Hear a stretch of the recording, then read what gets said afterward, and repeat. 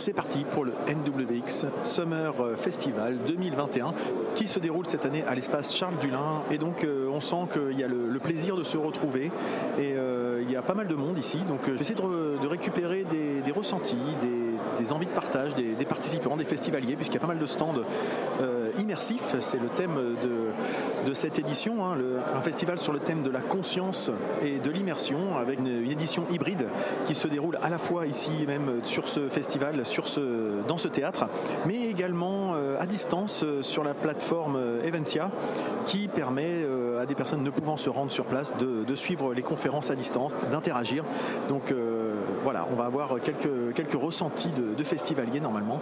Et donc pour ce festival, j'ai le plaisir de pouvoir enregistrer des podcasts dans la cabine WIM. WIM qui est une cabine connectée, isolée, qui permet également sur ce site d'être un peu à l'abri du bruit et de pouvoir avoir des entretiens au calme. Donc toute la journée, je vais pouvoir rencontrer des personnes dans cet habitacle et ça va être vraiment une expérience très très intéressante. C'est parti pour la journée.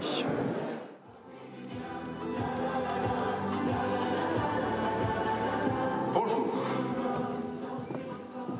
Autant vous dire tout de suite que cet instant est sacrément particulier. 2 ans, moins 10 jours, que ce festival n'a pas eu l'honneur de nous réunir. Mais aujourd'hui, c'est la bonne. Nous sommes là, les uns à côté des autres, pour profiter de cette connaissance qui s'offre à nous. Mesdames, Messieurs, bonjour, je suis Emmanuel Rattel, président d'NWX, et je vous souhaite la bienvenue.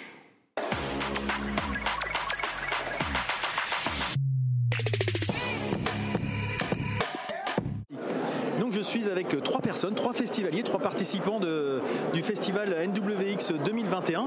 Alors messieurs, pour quelles raisons êtes-vous venus à ce festival? Est-ce que vous le connaissiez? Est-ce que c'est votre première participation?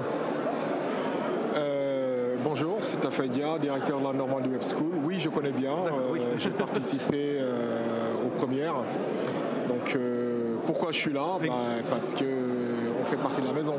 NWX, NWS, donc vous voyez l'affiliation. Mais déjà le sujet, la conscience, le numérique. Donc je trouve que ça a du sens de nous conscientiser en tout cas sur notre façon d'utiliser le numérique. Voilà. Donc je suis venu là, en plus pour soutenir les copains. Très bien, et c'est vous qui avez parlé tout à l'heure justement de la formation des nouvelles générations, de la nouvelle vague, etc. Ce qui est très très important parce que comme ils l'ont dit, qu'il y a la nouvelle vague arrive, cette fois-ci on ne peut pas dire qu'on n'est pas au courant en fait. Quand on voit une vague qui arrive, la meilleure chose c'est soit on sait nager ou on a une planche de surf, ou on fait de telle sorte que comment absorber cette nouvelle vague. Voilà, nous, en tout cas, dans notre pierre à l'édifice, en tout cas, c'est cette nouvelle vague-là, on va les former. On va essayer de leur apporter des valeurs. Donc le numérique, oui, mais responsable. D'accord. On va essayer d'amener notre pierre à l'édifice. Très bien, donc l'avenir c'est vous en fait. L'avenir c'est eux. C'est eux, mais nous voilà. On a fait notre temps. Nous on est des vieux. Qu'est-ce qu'il faut entendre? Qu'est-ce qu'il faut entendre? L'avenir c'est les jeunes. Très bien. Maintenant à nous de les aider. En tout cas, nous on a cramé le monde. Ouais. Donc voilà. Maintenant le problème c'est qu'est-ce qu'on va leur laisser. On va essayer de façon très humble, en tout cas à notre niveau, de leur laisser quelque chose d'assez propre, ou en tout cas de les préparer à. D'accord. C'est tout ce qu'on essaie de faire. Et c'est déjà pas mal. C'est déjà pas mal. Donc la prise de conscience pour aller vers l'avenir. Exactement. Monsieur, bonjour. Donc Stéphane Philippe, moi je suis vice-président de Normand Digital. C'est un autre réseau d'entrepreneurs du numérique. Donc, et je connais très bien NWX pour être un ancien membre. D'accord. Et si je viens, c'est parce que effectivement je connais beaucoup le Summer Festival, qui malheureusement n'a pas pu avoir lieu pendant 2 ans où ça a été un petit peu compliqué. Et pourquoi je viens? Parce que c'est toujours un moment d'échange intéressant, de réflexion. Il n'y a que au Summer Festival où on a des conférences qui nous font réflechir, ou qui nous sortent un peu la tête du guidon sur... on est entre la philosophie, la réflexion humaniste, écologique, voilà. Et puis la richesse des conférences de ce matin le prouve, j'ai bien fait de venir. Et la programmation aussi qui est toujours excellente. Et malgré que ça finisse tard ce soir, je vais rester parce que j'attends vivement la dernière conférence ce soir. Ça permet le pas de côté par rapport au quotidien, c'est ça? Exactement. Très bien, merci. Et une dernière intervenant de ce trio. Écoutez, moi, donc Sébastien Malsan, je suis responsable de l'agence Quadra Informatique sur Rouen. On fait partie d'un groupe national. Écoutez, moi, je suis membre NWX depuis maintenant plus de 2 ans. J'ai un profond respect pour l'organisation de ces summers notamment. C'est mon premier summer pour le coup. Et écoutez, moi, par rapport aux enjeux et au recrutement et à la nouvelle génération, puisque nous, c'est pareil, comme disait Sid, on a fait notre temps, c'est de savoir un petit peu quelles sont les attentes finalement de cette nouvelle génération et les attentes du monde, tout simplement, dans le cadre du numérique, oui, bien sûr. D'accord. Donc, vous venez là à la fois pour passer un bon moment, mais aussi pour vous instruire et avoir des sources de réflexion pour repartir demain avec des premiers éléments dans vos poches, quoi. Oui, puis le réseau NWX, c'est un réseau dynamique et on se connaît un peu tous. Et donc, c'est une grande fierté, vraiment, de représenter aussi une des entités du membre de NWX sur la Normandie. Eh bien, merci beaucoup et je vous souhaite un bon festival, une bonne journée. À bientôt, au revoir. Merci.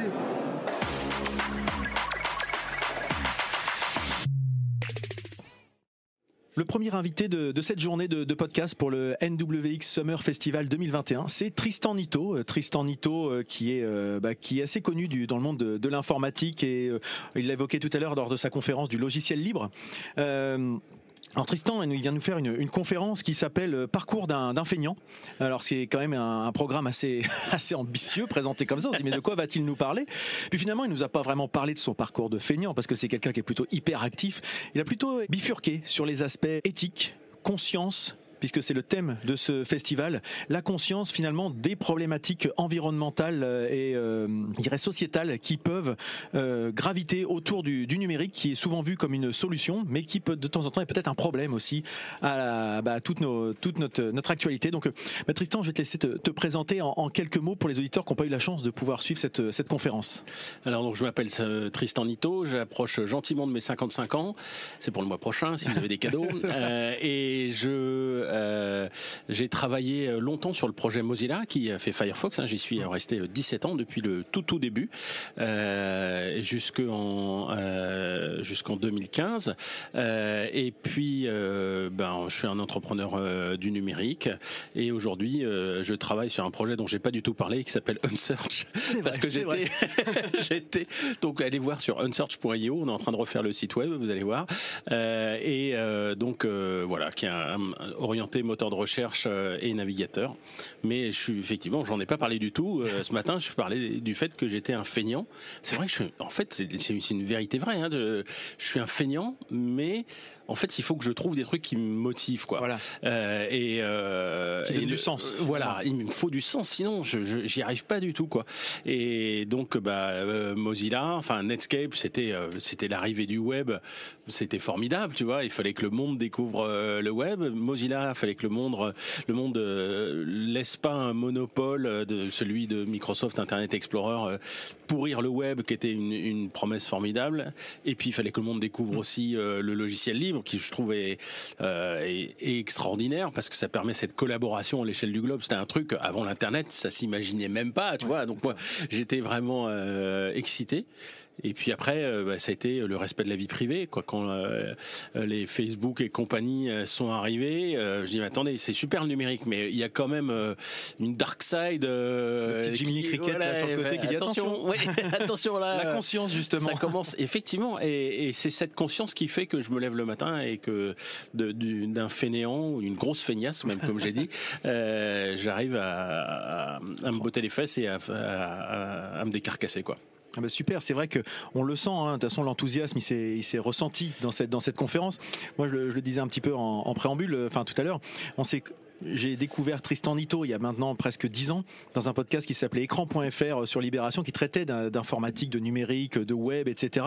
sous l'angle, comme tu disais, très enthousiaste à l'époque, mais avec déjà des petits warnings en disant attention, faut pas laisser la porte ouverte à tout et n'importe quoi.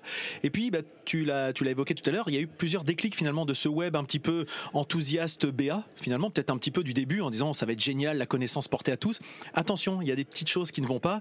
Et la dernière, le dernier gros déclic que tu as évoqué, c'est la démission de Nicolas Hulot du gouvernement qui t'a fait prendre conscience. Voilà, c'est ça, c'était il y a 3 ans, qui t'a fait prendre conscience finalement de l'impact peut-être négatif du numérique, en tout cas du numérique non conscient finalement. Oui, alors en fait, moi je me suis toujours intéressé à ce qu'on appelait à une époque l'environnement. Maintenant c'est un thème un peu daté, enfin le mot est un petit peu daté, mais c'est comme ça qu'on appelait ça à l'époque. Et puis ça s'est éloigné un peu de mon temps de cerveau disponible. Et la démission de Nicolas Hulot, ça a été un rappel brutal, quoi. Que même si lui y arrivait pas au gouvernement, c'est que c'était un problème qu'on avait laissé de côté pendant trop longtemps. Et puis je me suis dit mais bon, d'accord, il y a ce problème d'environnement, il y a ce problème de changement climatique, mais quel est le rôle du numérique là-dedans?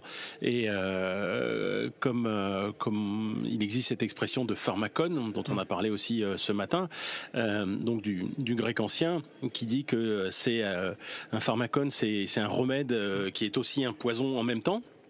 Tout dépend de la dose que tu prends. Et le numérique, c'est aussi un pharmacone, c'est-à-dire que oui, il y a un côté remède pour lutter contre le changement climatique. Le numérique peut être vachement utile. Par exemple, permet des choses, des plateformes de réemploi, genre back market, tu vois, qui te permet de racheter des trucs d'occasion et de les réutiliser, prolonger la durée de vie d'un produit. Ça, c'est vachement bien. C'est aidé par le numérique. T'as des tas de trucs d'intelligence artificielle qui te permettent de modéliser le plasma à très haute température, qui va permettre de faire de la fusion nucléaire, qui serait une énergie qu'on espère propre. Enfin, tu vois, donc qui pourrait peut-être même sauver l'humanité.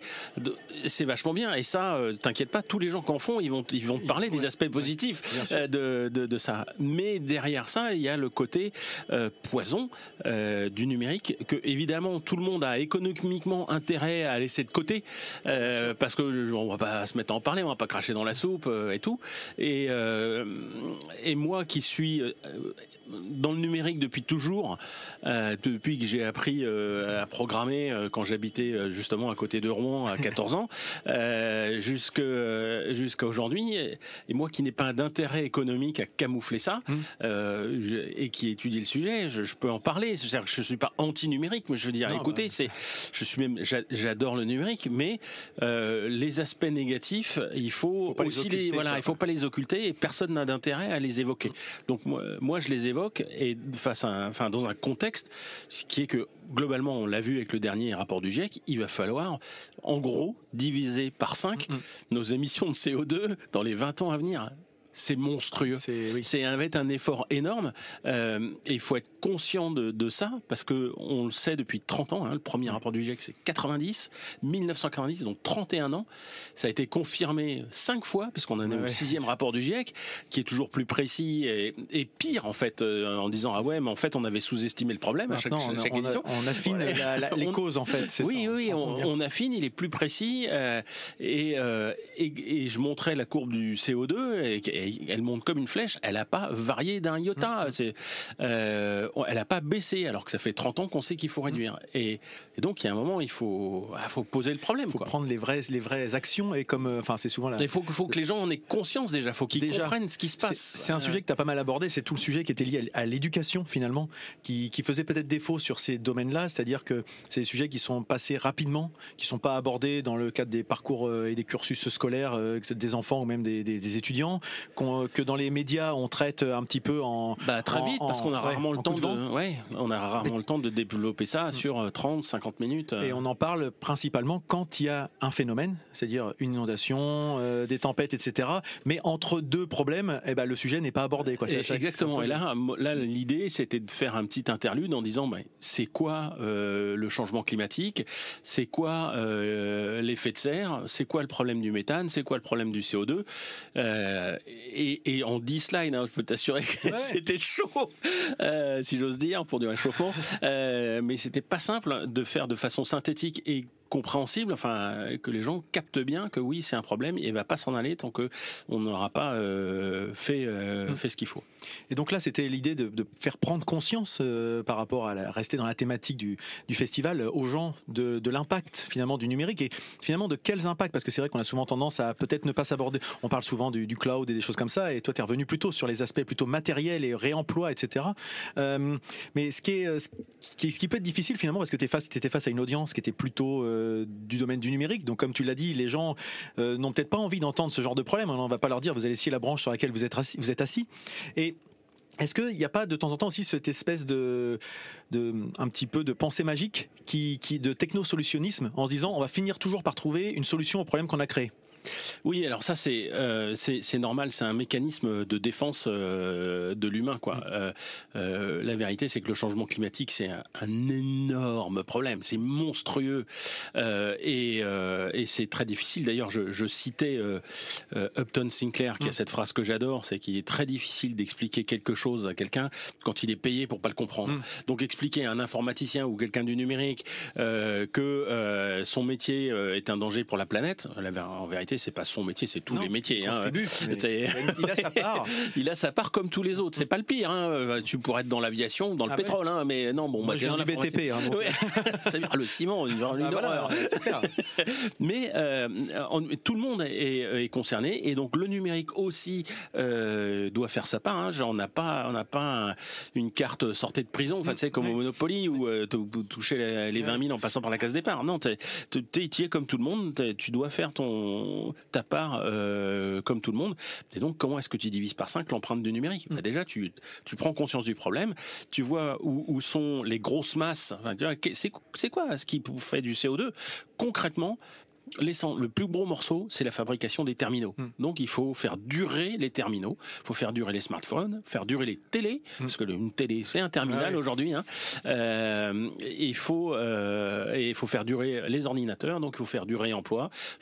Il faut faire aussi, quand on fait une application, il faut faire attention d'utiliser des API qui sont pas obsolètes sur des matériaux il y a 2 ans, parce que ça veut dire que tu pousses les gens à acheter un matériel qui marche encore à la poubelle. Et ça c'est scandaleux de faire ça, tu vois. C'est quand même, elle est mieux la nouvelle API, mais peut-être qu'elle est mieux la nouvelle API, mais tu pousses des gens contre leur gré à jeter du matos qui marche encore, parce que tu sais le silicium ça s'use pas. Tu peux le faire longtemps. T'as des Pentium, t'as des mecs qui avaient des Apple II de 1980 qui ont des 6500, des processeurs 6502 qui tournent encore. Donc j'ai un exemple bien concret de l'obsolescence plutôt logicielle. J'ai un vieil iMac qui date de 2008-2009 qui matériellement fonctionne très bien. Par contre, je peux plus faire de mise à jour. Dès que je veux faire quelque chose, il me dit non, le système est trop vieux, etc. Alors qu'il tourne pour l'usage que j'en ai, il tourne. Sauf que dès que je vais faire une mise à jour de sécurité ou des choses comme ça, il me dit c'est plus utilisable. Donc il est devenu obsolète, non pas par ses matériaux, par ses valeurs, ses propriétés, mais par son usage. Et ça, c'est dommage. Ouais. Alors souvent, sur des machines Windows, c'est pas le cas du Mac, mais sur souvent des PC, là, tu peux mettre un Linux qui est beaucoup plus vertueux de ce point de vue-là. Oui. Mais sur le Mac, surtout les très très vieux Mac, c'est beaucoup plus compliqué, quoi. Ça peut être difficile, effectivement. Alors, du coup, si je me mets un peu en avocat du diable, un peu en réponse à ce que tu évoques. Vas-y, je suis prêt. Je me dis, je suis entrepreneur, je travaille dans ce milieu-là. T'es en train de me dire qu'il faut que j'arrête de faire du business, en fait, parce que moi, mon truc, c'est de toujours vendre des produits. C'est quand je vends du produit. Donc demain, t'es en train de me dire que mes nouveaux produits que je mets sur le marché, faut que j'arrête de le faire. Donc du coup, je vais mettre des gens à la porte, etc. Comment on répond à ça dans une économie de marché où il faut toujours vendre plus finalement? Alors ça, c'est une excellente question et je vais répondre à côté volontairement. Je pense que tu as une vision étriquée de ce que c'est qu'un entrepreneur. Je pense qu'un entrepreneur, c'est pas forcément qui vend le plus possible, c'est quelqu'un qui invente des solutions à des problèmes, c'est quelqu'un qui est démerde, c'est quelqu'un qui est dans l'action, c'est quelqu'un qui aime les défis. Et je pense que là, on a la mer de tous les défis devant nous, quoi. Et je pense que les entrepreneurs, avec leur côté démerde, ils ont un rôle essentiel à jouer. Donc ça, c'est un défi aussi pour les entrepreneurs. Et par ailleurs, la semaine dernière a commencé un truc que je vais surveiller comme le lait sur le feu, qui s'appelle la CEC, la Convention des entreprises pour le climat, donc qui est calquée sur la Convention citoyenne pour le climat, où tu as 150 patrons, des entrepreneurs, des patrons d'entreprises, qui se retrouvent 6 fois 2 jours sur une année et qui vont travailler en plus à côté de ça. Donc c'est des patrons, et dont j'ai vu qu'il y avait par exemple le patron de Renault Trucks, ancien Renault véhicule industriel, enfin des gens que c'est pas des grouillots quoi, qui vont réfléchir à comment ils réinventent l'entreprise avec ce nouveau contexte. Parce que de toute façon, tu peux toujours nier le problème. Le problème, il est là. C'est comme dit Jean-Marc Jancovici, c'est très difficile de négocier avec les lois de la physique, quoi. Non, la loi de la physique, tu n'es pas d'accord, elle s'applique quand même. Tu es en train de tomber d'un immeuble, tu veux négocier avec la loi de la physique, non, la pesanteur, elle est là, tu vas t'écrabouiller en bas.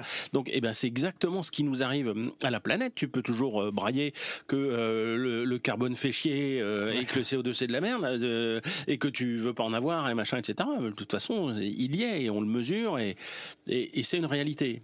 Et moi, je vais te dire, en tant que chef d'entreprise, une fois que tes clients sont soit morts, soit en guerre civile, ou soit ont plus de pognon du tout parce que c'est l'horreur, ta boîte elle marche plus quoi.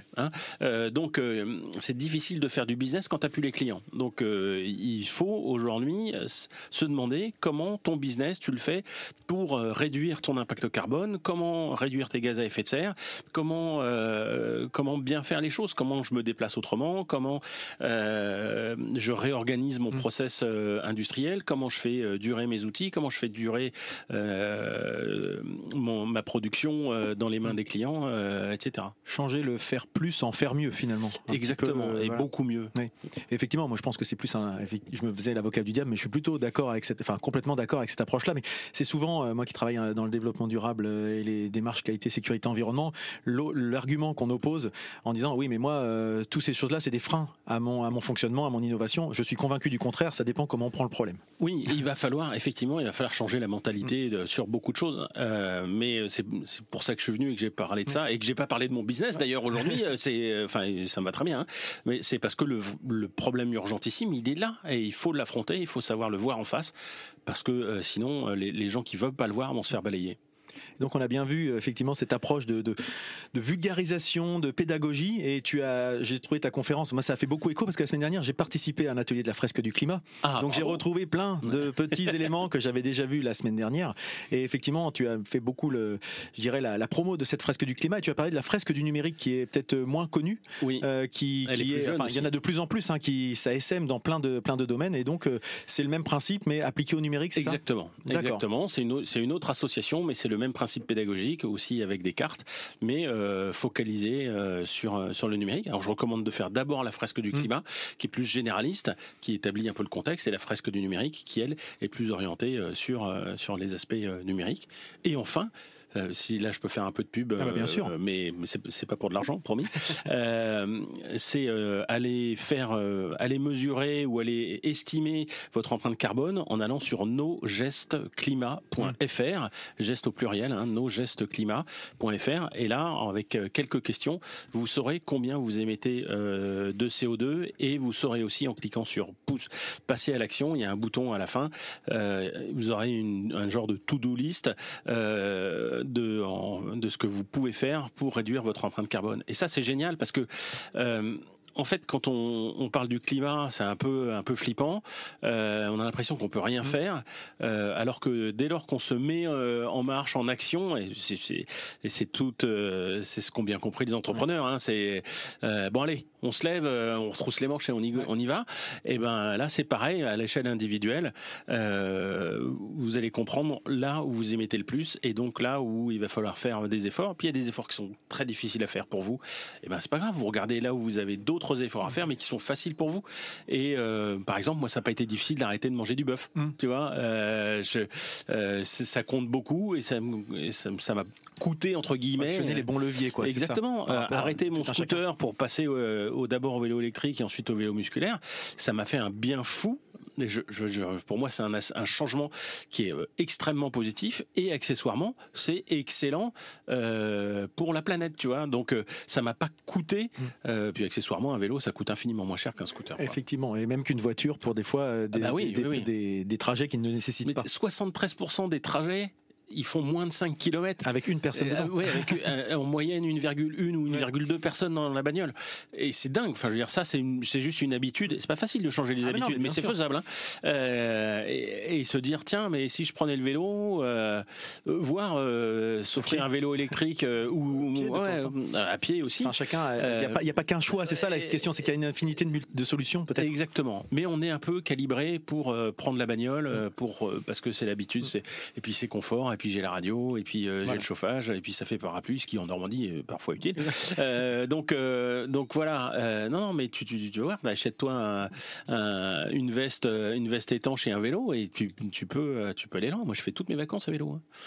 Et donc tout ça, effectivement, il faut déjà commencer par en prendre conscience. Comme tu l'as dit derrière, mesurer, parce que comme on dit l'adage, on n'améliore que ce qu'on mesure. C'est bien de savoir où on en est pour savoir où aller. Exactement. Et puis derrière, c'est d'essayer de faire des petits, d'essayer de donner des bonnes idées, de pratiquer, d'échanger, de réfléchir collectivement pour améliorer le vivre ensemble et puis surtout avoir un avenir plus radieux que ce qui semble se dessiner. Oui, parce que tu vois, quand tu as compris le truc, c'est pour ça que je dis aux gens de se former. Formez-vous, faites la fresque du climat, faites nosgestesclimat.fr. Vous allez apprendre des choses. Et vous allez pouvoir décider, vous allez passer dans l'action, ce qui est extrêmement positif. Et surtout, vous allez pouvoir choisir plutôt que subir. Et ça change tout. Quand vous choisissez, vous vous mettez dans l'action, plutôt que d'être obligé, non, je veux pas y aller, gna gna gna. Mais non, vas-y, tu sais quel est le problème, et t'y vas. Et je peux dire que c'est pas du tout le même état d'esprit. Et ta vie, elle est beaucoup plus belle quand c'est toi qui choisis plutôt que quand c'est toi qui subis. Merci Tristan. Finalement, on était un peu plus bavard que ce qui était prévu, mais c'est quand on a quelqu'un de passionné en face de nous, c'est difficile de coup. Non, au contraire. Je ferai juste un petit clin d'œil sur, une mise en avant du podcast L'Octévert que tu animes justement. Et donc j'ai vu qu'il y avait eu des gens de la fresque du climat qui s'étaient rendus à ton micro. Oui. Donc voilà. Donc c'est plusieurs émissions d'une trentaine de minutes, si je dis pas de bêtises, d'après ce que j'ai pu voir. Et donc sur la thématique du numérique responsable, on va dire. Oui, du numérique. On parle de numérique, on parle de climat et surtout on fait ça dans la bonne humeur, quoi. Pour moi c'est important. Faut pas être austère, parce que sinon ça démotive les gens. Franchement, faut impliquer les gens. On se marre bien. Les sujets sont parfois compliqués, mais vraiment je suis très content, c'est cool. Et là la deuxième saison va commencer incessamment sous peu. Super, merci beaucoup et puis je te souhaite une bonne fin de festival. Merci. Au revoir. Au revoir.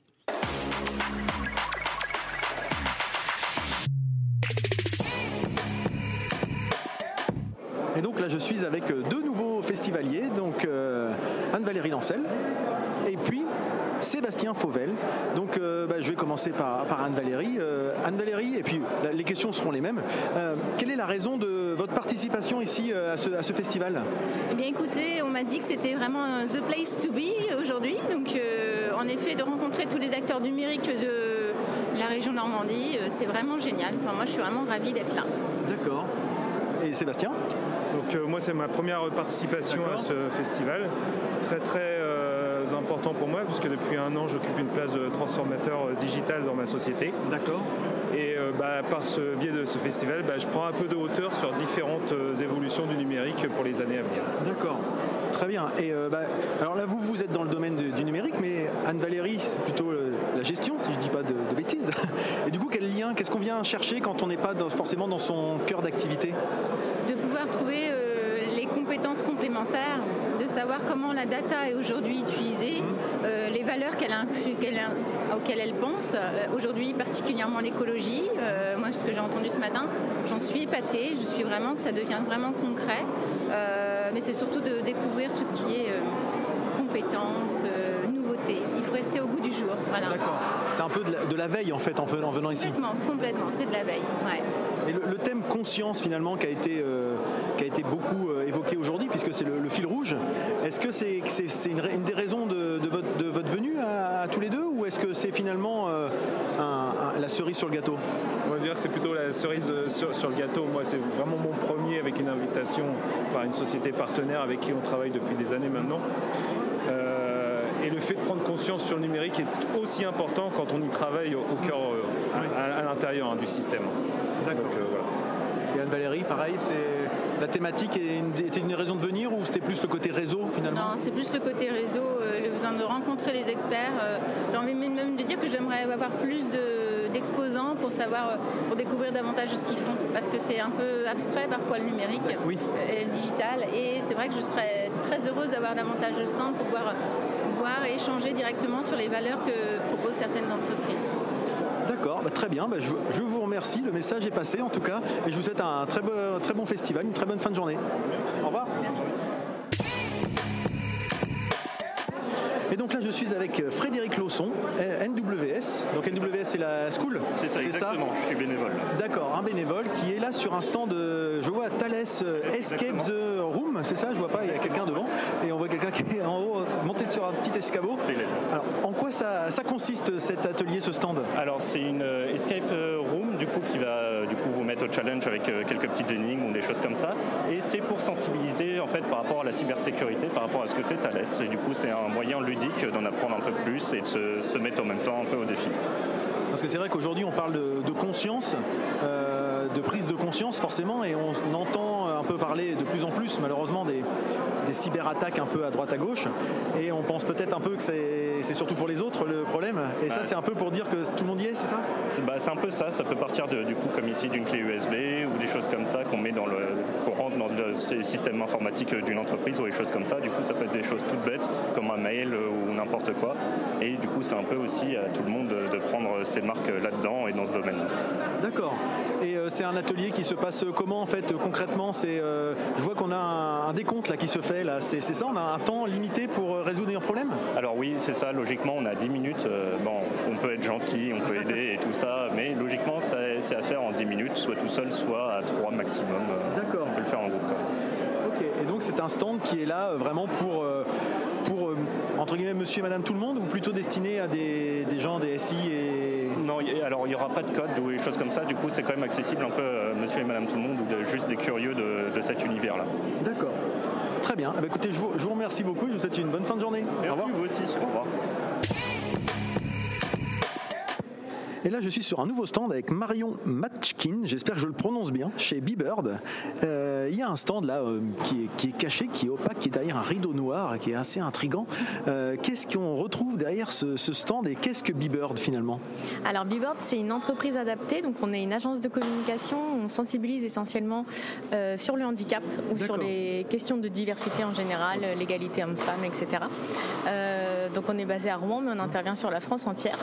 Et donc aujourd'hui on est présent à NWX, donc dans cette petite boîte noire un peu cachée, pour présenter un escape game. Donc justement sur le thème de handicap, où le principe c'est d'avoir une équipe de 5 personnes en tant que détectives en situation de handicap, et qui, grâce à leur handicap, en fait, vont pouvoir résoudre des énigmes. Ok. Effectivement, là on est vraiment en immersion, du coup, c'est ça votre idée? Et sous un angle numérique ou pas forcément? L'escape game c'est en physique, donc c'est en présentiel, donc c'est pas du numérique, mais Beebird propose également des outils numériques pour sensibiliser, et toujours dans cet aspect de mettre en situation de handicap les personnes pour vraiment se rendre compte et vivre de l'intérieur le handicap. Aider à faire des choses un peu adaptées pour les gens qui n'ont pas forcément toutes les facultés pour faire ce pourquoi un outil a été prévu initialement, c'est ça? Oui, c'est ça, ou tout simplement sensibiliser par exemple une équipe de travail, un service ou une entreprise sur des thématiques comme le cancer et l'emploi, comment on combine les deux, parce que c'est une situation, c'est une maladie, on peut se dire que ça n'engendre pas de handicap alors que si, parce qu'il y a des traitements lourds, etc. Et le handicap, c'est pas que le handicap moteur avec le fauteuil roulant, c'est vrai qu'on a souvent, il y a plein d'autres choses. Et c'est vrai que ça c'est important d'avoir cet angle de la sensibilisation et de la prise de conscience, parce qu'on est dans le terme conscience effectivement, que le handicap c'est pas toujours ce qui se voit. Des fois il y a les gens sourds, on les voit pas forcément, les problématiques psychologiques on les voit pas forcément, et votre objectif c'est de dire c'est pas parce que ça se voit pas que ça n'existe pas. Tout à fait, parce qu'aujourd'hui il y a plus de 80% des handicaps qui sont invisibles, et c'est vrai que la Beebird on axe beaucoup aussi la sensibilisation d'un point de vue numérique. On a créé la plateforme Mosaïque pour ça justement, qui est un outil 100% numérique en ligne, et qu'on met à disposition donc de nos clients pour là encore une fois se mettre en situation de handicap par le biais de jeux voilà, pour se représenter différentes situations de handicap. Et vous sentez que c'est quelque chose qui s'améliore dans la société en 2021 ou encore il y a encore beaucoup de travail à faire par rapport à ça? J'ai envie de dire les deux. Il y a encore beaucoup de travail, mais on sent que ça s'améliore quand même. Il y a de plus en plus de temps dédié aussi, notamment en entreprise. Il y a la semaine européenne pour l'emploi des personnes handicapées là, qui arrive au mois de novembre. Donc c'est des temps forts où on sait que le handicap est évoqué partout. Donc voilà, on sent quand même qu'il y a du positif et que ça évolue quand même dans le bon sens. Et vous y contribuez à votre échelle avec B-Bird également. Donc bravo à vous, merci et puis bon festival. Merci beaucoup. Au revoir.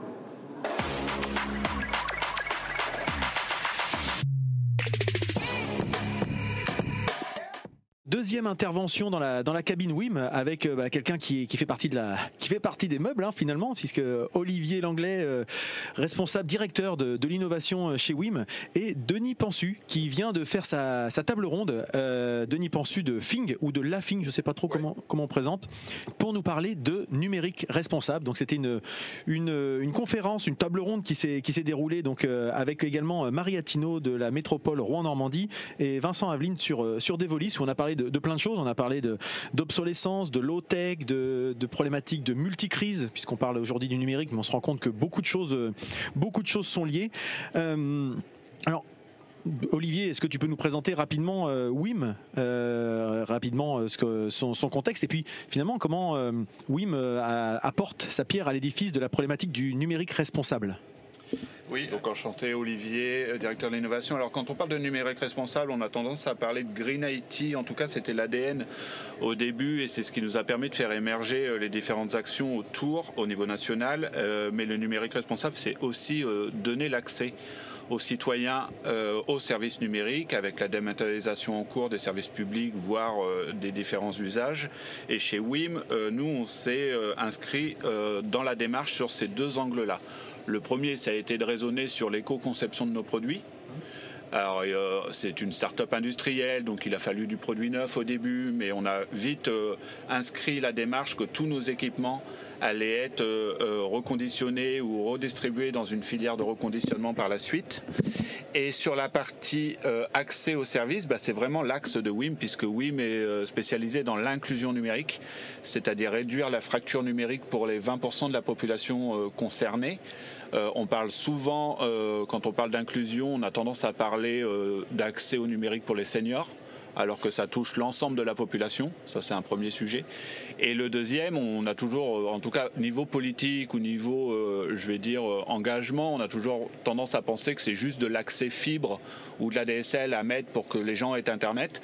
Et en fait, c'est principalement une problématique de compétences. En effet, il y a 5, 6, 7% de gens qui n'ont pas les terminaux ou qui n'ont pas de ligne Internet pour avoir accès aux services. Et là, il y a une inégalité et il faut la corriger.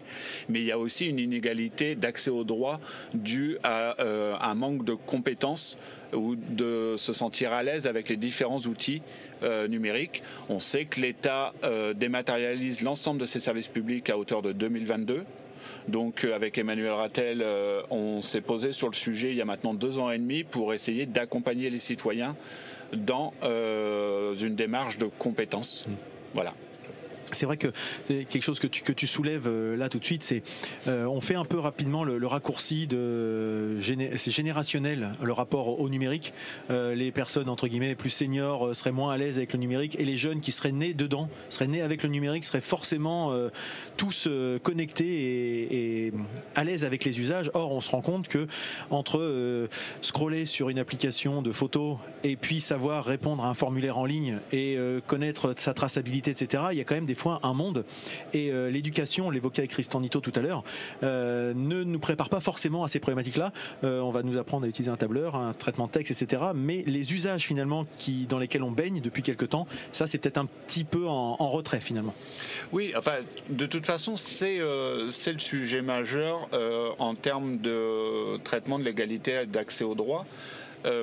on a toute une partie de la population, quand on parle des 20%, ça touche vraiment l'ensemble de la population. On s'aperçoit que même sur des profils artisans ou potentiellement des cadres qui ont réussi leur carrière et leur vie professionnelle. Tu fais plein de guillemets, effectivement, avec tes doigts.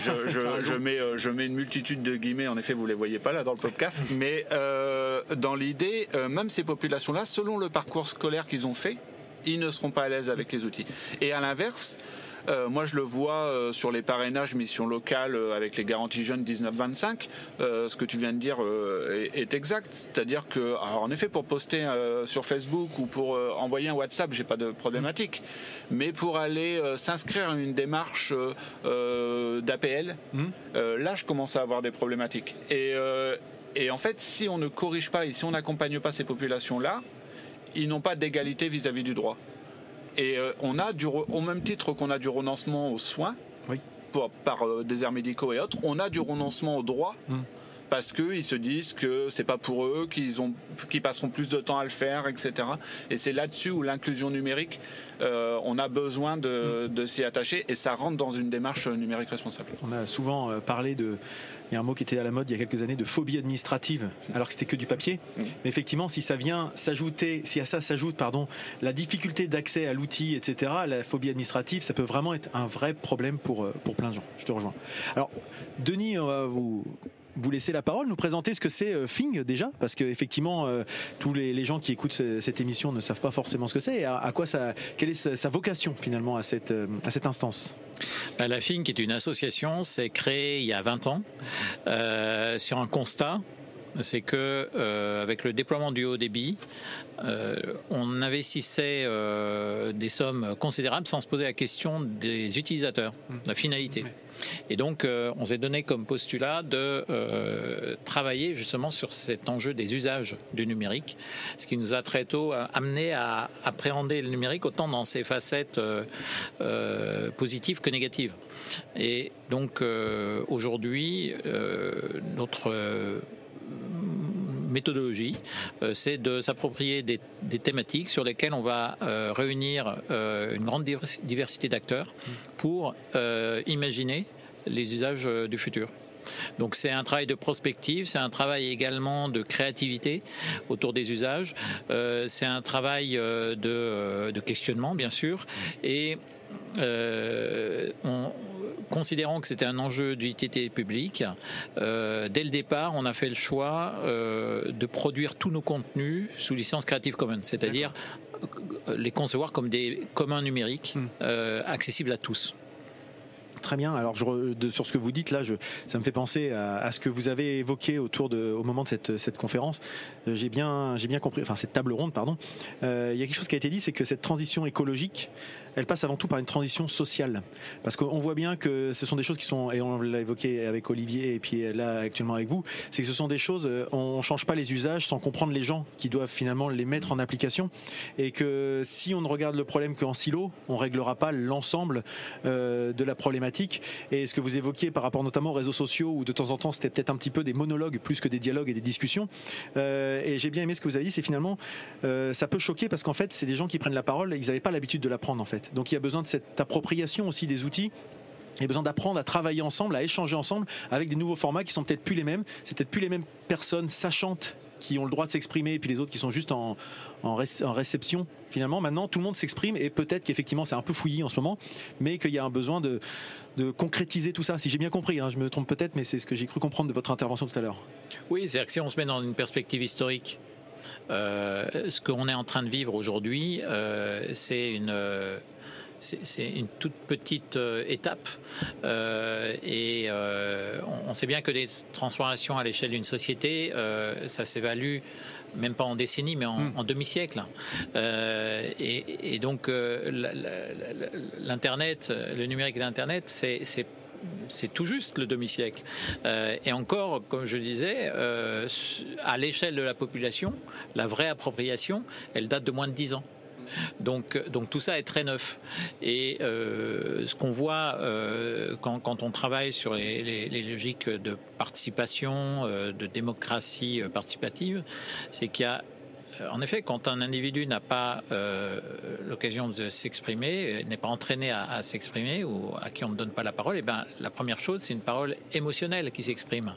D'ailleurs, il y a des gens qui ont travaillé là-dessus. Je pense à Joe Ross avec l'Université du Citoyen, où on fait la catharsis, c'est-à-dire qu'on laisse sortir la parole émotionnelle avant de construire une parole documentée. Encore une fois, si on se resitue dans une trajectoire historique, eh bien, on peut considérer que ce bruit communicationnel actuel, c'est un apprentissage. Et le risque qu'il peut y avoir effectivement dans le numérique qui est responsable, puisque c'est le thème, c'est qu'on n'a pas forcément conscience, mais pour revenir un peu raccrocher à des mots qu'on évoque aujourd'hui, puisque c'est le fil conducteur, c'est conscience de tous les enjeux, de tous les impacts aussi, de toutes les conséquences finalement de cette, des fois peut-être une fuite en avant, c'est un petit peu ce qu'on peut avoir avec le progrès pour le progrès, mais sans se poser la question de à qui il bénéficie en fait. Et j'ai un peu l'impression que aujourd'hui, en tout cas pour les personnes qui sont ici présentes, on le voit dans les questionnements aussi, c'est des gens qui sont sensibilisés, mais est-ce que pour le grand public, il y aurait selon vous des actions à mettre en place pour un peu sensibiliser sur cette prise de conscience finalement? Olivier? Ouais, je veux bien commencer et après je laisserai Denis dérouler, mais j'ai voulu poser la question tout à l'heure, mais les temps de parole étaient compliqués sur la table ronde, puisque le sujet est passionnant et que dans ce cadre-là, il y a toujours beaucoup de questions qui se posent. Moi, je reste persuadé, on parlait d'éducation juste avant, je reste persuadé que le temps qu'il n'y aura pas un cours de transition dans les écoles primaires au même titre que la géographie, le français, les mathématiques, on n'arrivera pas à faire le switch et le basculement.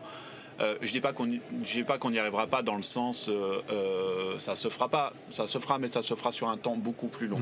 Si on se met sur des programmes à éduquer et à informer et à acculturer nos enfants au plus jeune âge sur, en effet, la pollution cachée du numérique, c'est un fait et c'est une feuille de route.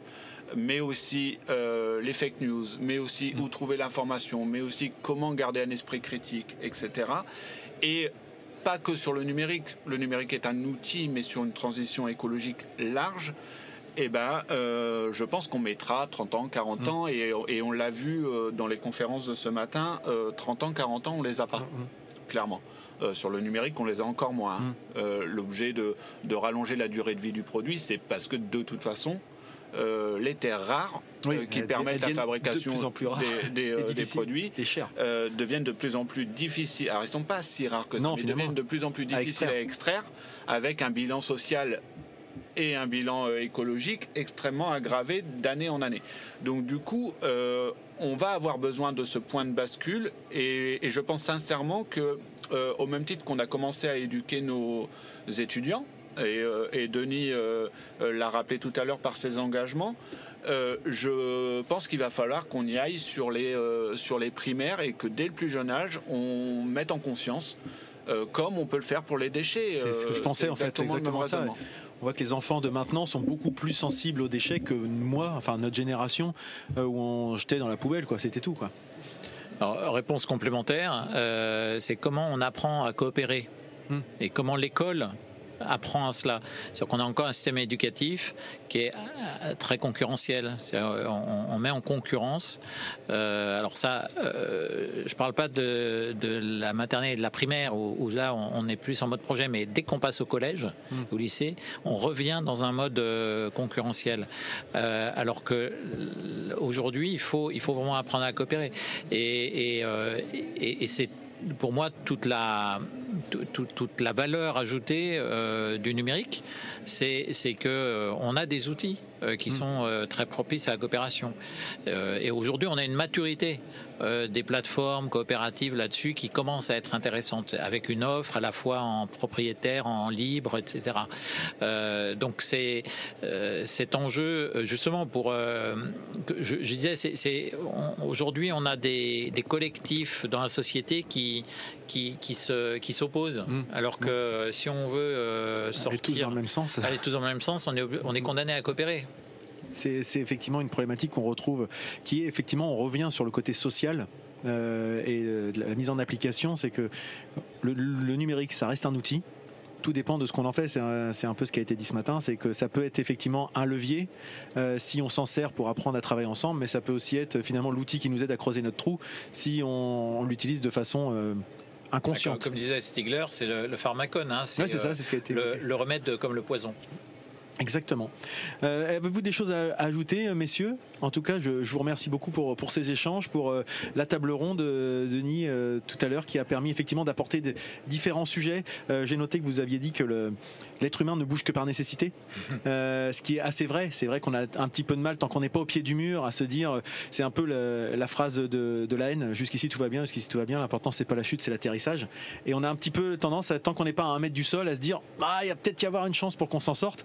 Et c'est un petit peu, j'ai l'impression, l'idée aujourd'hui, c'est de se dire, attendons pas d'être vraiment à 1 mètre du sol avant de nous dire qu'est-ce qu'on fait, quoi. Si je résume un peu de façon avec la culture populaire l'idée de ce festival.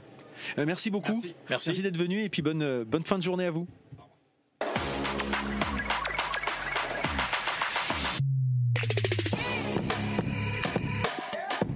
Donc oui, c'est pour un podcast pour NWX. Donc j'essaye d'avoir des personnes dans le festival pour avoir leur avis de cet événement. Alors qu'est-ce qui vous... Alors je regarde votre nom, Aurélien Vallet, Caisse d'épargne Normandie. Ah d'accord, c'est un nom que je connais. J'ai déjà vu passer. Alors qu'est-ce qui vous amène ici à ce NWX Summer Festival 2021 ? Moi, je dirais enrichissement, échange et prise de hauteur. D'accord. Le sujet, c'est ça.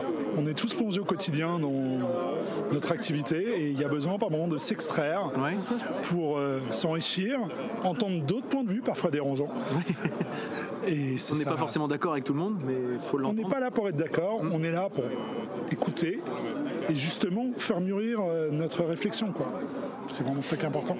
Et au niveau de la caisse d'épargne, justement, quelles sont les réflexions qu'il peut y avoir à ce sujet, justement, par rapport à la conscience, la prise de conscience, le numérique responsable, etc. Est-ce que c'est quelque chose qui vous anime au quotidien ?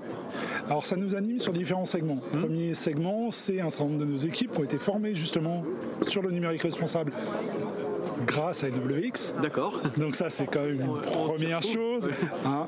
Ça nous anime d'une deuxième manière, c'est nous, les gestes qu'on fait à destination de nos clients, en particulier avec la plateforme Kiwai, qui est destinée à financer les projets green et normands, dont les projets numériques, bien évidemment, font partie. D'accord. Alors Kiwai, ça s'écrit Kiwai, c'est ça ? C'est bien ça. D'accord. Ok, donc c'est pour les gens qui écouteront, voilà, allez jeter un œil sur cette plateforme liée au tout ce qui est numérique, etc., responsable et vert. Et pas que le numérique. Vous verrez plein d'autres projets. Ça peut aller d'une épicerie vrac jusqu'à un financement de parcs éoliens offshore. D'accord. Ou des financements destinés à des bornes de recharge pour la croisière fluviale. Ah oui, donc c'est assez varié, assez divers, effectivement. Et ça s'inscrit complètement dans la démarche aujourd'hui qui est effectivement sous l'angle du numérique, prendre conscience finalement du monde qui nous entoure. C'est un petit peu ça. Tout à fait. Donc, on fait partie du monde, le numérique en fait partie et on agit tous ensemble. Et c'est ça qui est assez intéressant. Aujourd'hui, on voit des gens qui ne sont pas forcément que du monde du numérique, mais qui ont été finalement attirés par la thématique, ou bien invités, ou bien parce qu'ils étaient eux-mêmes intéressés, et que ça crée des discussions, des échanges, voire des débats peut-être. Est-ce qu'en interne chez vous, ça peut créer des débats et des freins au changement ? Est-ce que vous en rencontrez ? Toujours, mais on est là pour accompagner.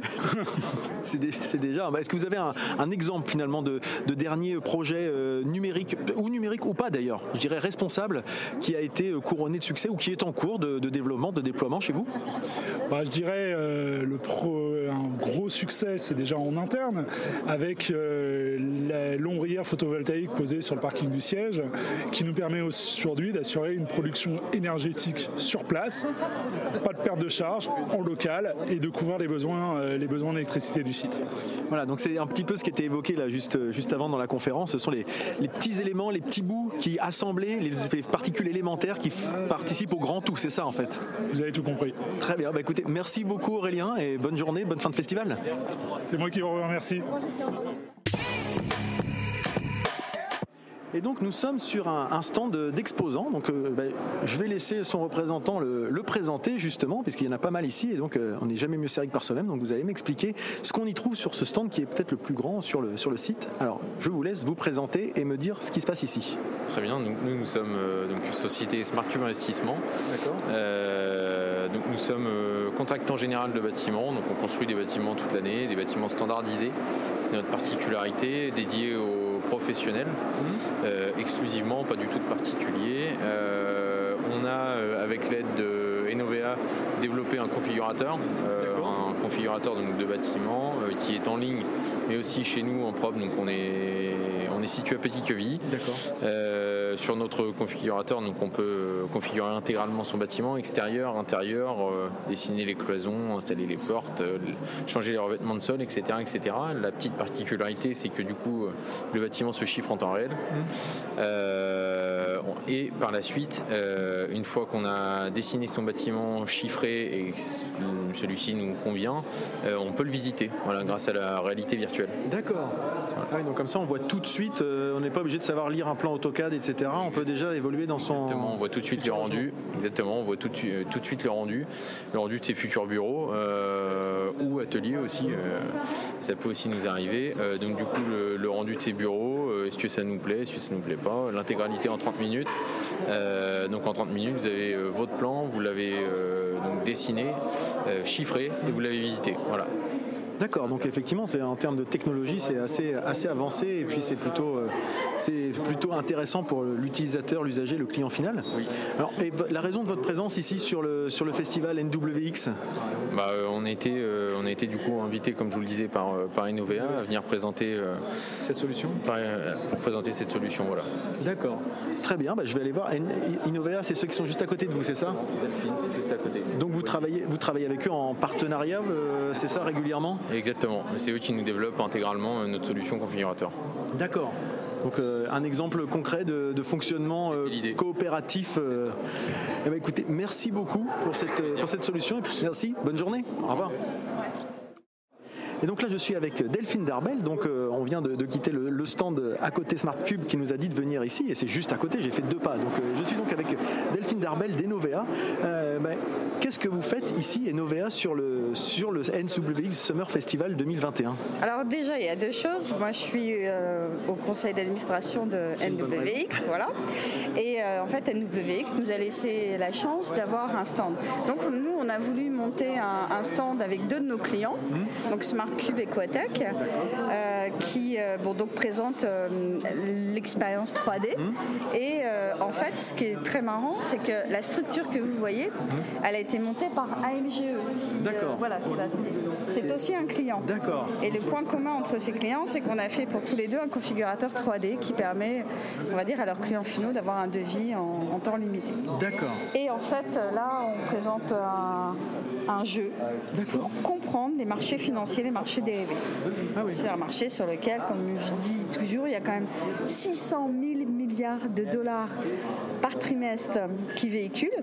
Et je trouvais intéressant de faire découvrir aux gens le mécanisme des marchés financiers. D'accord, voilà. Donc c'est finalement le thème de la conscience, et là c'est la prise de conscience finalement du fonctionnement. Exactement. De choses qui sont peut-être un peu obscures pour le grand public, dans lequel je m'inclus. Alors obscures, mais après quand même on a tous vécu... mais dans lequel on baigne. Voilà, dans lequel on baigne, on a tous vécu par exemple la crise 2008, voilà.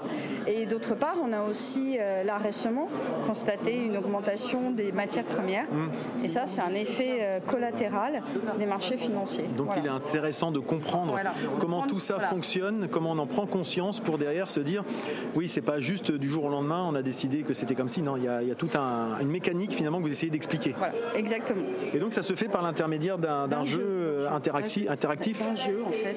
En fait, il faut aider un petit garçon de 8 ans à comprendre pourquoi son papa est très peu disponible. Voilà. D'accord. Son papa est trader.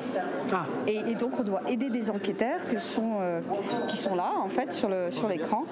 Et nous avons un assistant, et en fait les gens qui participent au jeu, les participants vont aider les enquêteurs à faire comprendre à Hugo, 8 ans, le métier d'un... Donc on n'est pas uniquement dans une présentation sous forme de slide, on est dans une présentation interactive, un jeu interactif pour aider à l'intégration, etc. Et d'ailleurs, le jeu a été conçu avec une troupe de théâtre. D'accord. Voilà, qui s'appelle la troupe Bazinco. Et c'est eux qui nous ont aidés à concevoir ce petit jeu. D'accord. Mais qui est compréhensible à partir de 8 ans. Voilà, il faut avoir 8 ans. Quand on arrive à expliquer à un enfant de 8 ans, on se dit qu'on peut arriver à le comprendre, à l'expliquer à beaucoup de monde. Donc c'est effectivement très intéressant. Voilà. Écoutez, merci beaucoup. Je vous souhaite une bonne fin de festival et puis au plaisir. Merci, à très vite.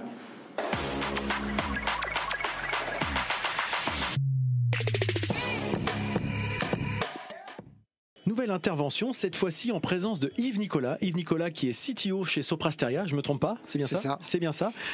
Yves qui nous a fait une conférence tout à l'heure à 10h30, une conférence sur l'IA éthique. Alors l'IA éthique, effectivement, ça peut être des sujets qui peuvent paraître un petit peu philosophiques, et on a bien senti d'ailleurs que c'était un petit peu philosophique.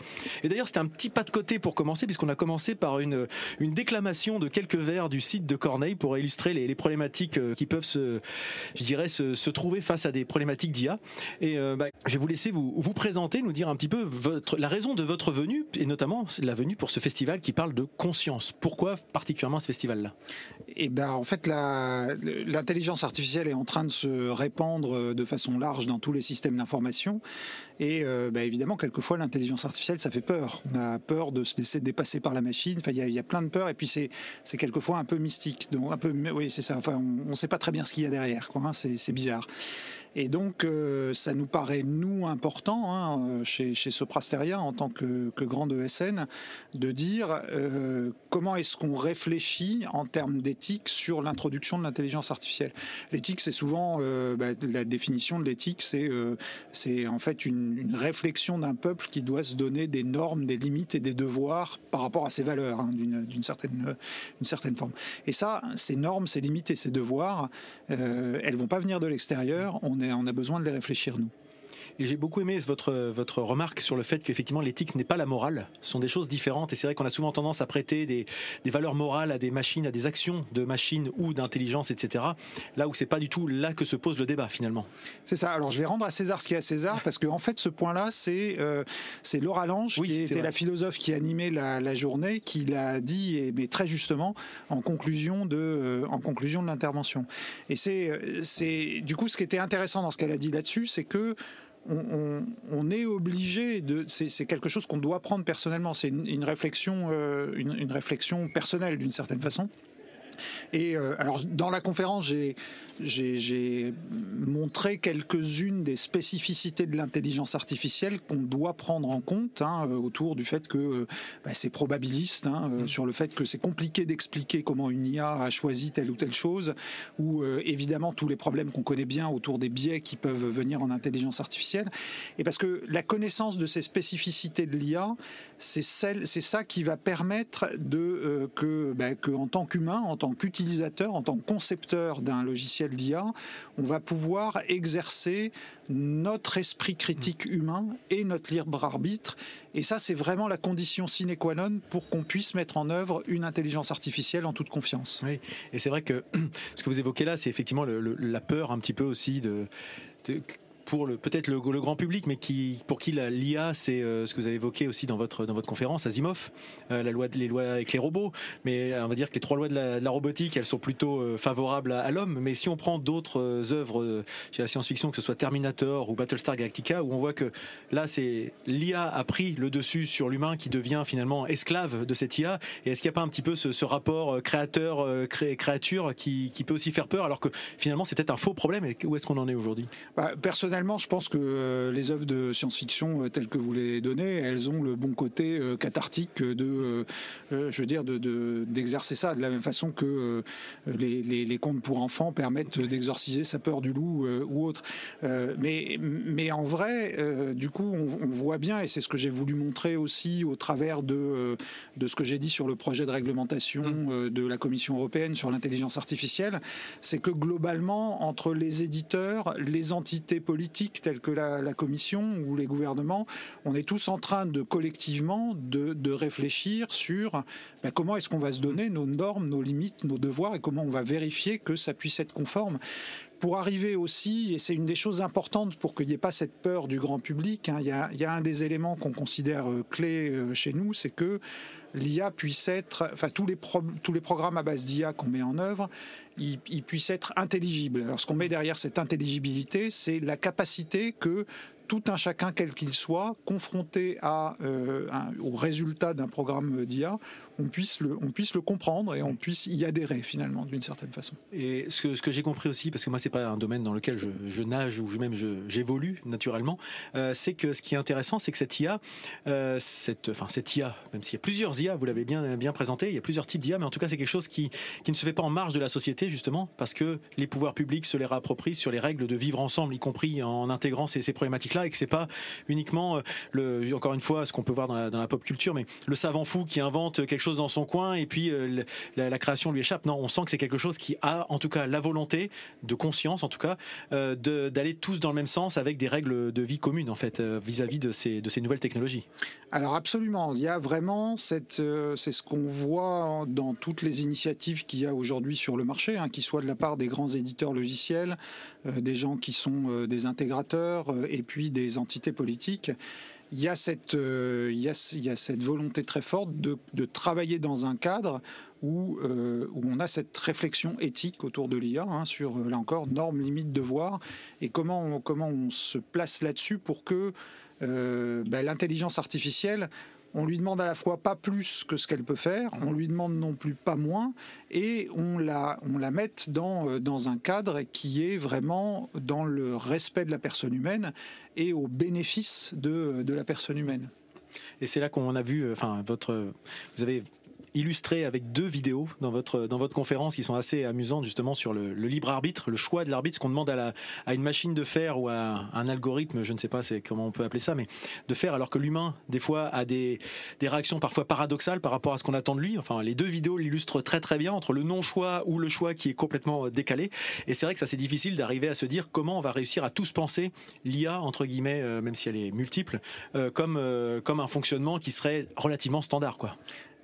Ça va être très difficile. Et effectivement, s'il y a un message que je voulais laisser d'une certaine façon à la fin, c'était à la fois en étant un peu décalé sur une petite vidéo dont on sait pas, on s'attend pas à la fin, on va dire ça d'une certaine façon comme ça, mais faire prendre conscience que c'est aussi à nous tous d'avoir cette réflexion. Et là encore, pour revenir à ce que Laura disait à la fin en conclusion, c'est vraiment c'est un problème personnel de chacun d'entre nous. C'est évidemment qu'on soit un concepteur, qu'on soit un intégrateur d'IA ou qu'on soit un simple utilisateur, on ne peut pas faire abstraction de cette réflexion globale qui est pas non plus, c'est aussi ça que j'ai voulu montrer, qui ne peut pas être limité à l'intelligence artificielle. C'est-à-dire qu'il doit vraiment prendre sa place dans une réflexion globale sur l'éthique numérique, sur l'éthique de la digitalisation. Et l'intelligence artificielle, finalement, elle a qu'un côté un peu paroxystique, parce que justement, elle embarque ses craintes un peu comme ceux des contes de notre enfance ou des ouvrages de science-fiction. Mais il ne faut pas que ce soit l'arbre qui cache la forêt. Et c'est important de la prendre en compte dans une réflexion globale sur l'éthique numérique. Parce qu'effectivement, derrière, il y a cet aspect éthique dit aussi effectivement au service de l'humain. On l'a évoqué avec les précédentes personnes qui sont venues au micro, c'est-à-dire qu'il ne faut pas que ce soit décorrélé des besoins humains et aussi des fois des connaissances et des compétences des diverses personnes qui doivent le mettre en application. Pour vous, l'IA, quels peuvent être des exemples concrets d'applications qui, au-delà de l'aspect high-tech, je dirais recherche, etc., mais des applications concrètes pour monsieur et madame tout le monde dès 5 à 10 ans ou quelque chose comme ça? Est-ce que vous avez déjà des exemples comme ça qui pourraient qui existent peut-être déjà et on ne se rend pas compte? Oui, il y a des applications très très concrètes qui existent déjà, qui marchent très très bien, qui sont par exemple sur des assistants personnels. Alors dans les assistants personnels, les petits chatbots que vous voyez au bas de vos écrans, il y a souvent à boire et à manger. Mais quand on applique bien des technologies d'intelligence artificielle, on a des cas chez certains de nos clients où vous êtes capable, sur des volumes importants, vous êtes capable en fait de traiter automatiquement 80% des demandes qui vont être récurrentes chez un utilisateur, que ce soit une réinitialisation de mot de passe, que ce soit des choses comme ça, et on va les traiter complètement automatiquement avec un grand bénéfice de l'utilisateur, ce qui va permettre en fait aux gens, aux personnes humaines qui sont vraiment chargées du support, de ne pas être débordés par ces demandes de base et de se concentrer sur les choses qui demandent, qui demandent une vraie attention humaine. Et de fait, ça ajoute à la qualité du service utilisateur parce que ces personnes-là sont pas, là encore, sont vraiment concentrées sur des choses où elles sont conscientes qu'elles apportent de la valeur ajoutée humaine. Donc ça, c'est un exemple. Après, il y a tout un tas de choses, la reconnaissance automatique, le traitement du courrier à la poste, il y a beaucoup d'intelligence artificielle qui est mis dedans pour le routage automatique, ça marche très bien. Donc ça, c'est des sujets. On peut avoir des sujets un peu plus complexes qui marchent aussi assez bien, qui sont aider, là encore, des gens qui sont dans des centres d'appel à avoir des gens qui vont être ils vont avoir des propositions de produits, ils vont avoir une compréhension un peu plus fine pour qu'ils aillent plus vite et là encore du coup un service rendu au client qui est meilleur. Ça existe un peu tous les jours. Après, dans le domaine de l'image, vous avez des tas de choses qui marchent bien. L'amélioration de l'image en santé, ça existe, ça marche et il n'y a pas spécialement de problème éthique. C'est vraiment, on est en train d'améliorer l'image, on donne plus d'informations à un médecin qui est celui qui va faire le choix, ça marche, il faut y aller, quoi.